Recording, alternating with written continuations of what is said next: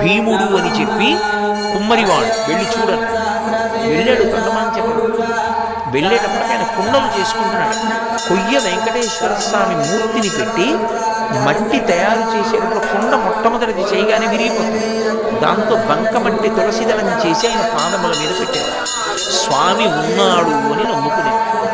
ఆ మట్టి తులసిదళం నేను పుచ్చుకుంటున్నానని తొండమాన్ చక్రవర్తి వెళ్ళిన తర్వాత గరుడ వాహనం మీద వచ్చి వెంకటేశ్వర స్వామి తను కట్టుకున్న బట్టలు తీసి ఆ భీముడికి కప్పి, శ్రీదేవి భూదేవి తమ ఒంటి మీద ఉన్న నగలు తీసి తమాలిని అని భీముని భార్యకి వేసి గరుడ వాహనం ఎక్కించి వైకుంఠానికి తీసుకెళ్ళాడు.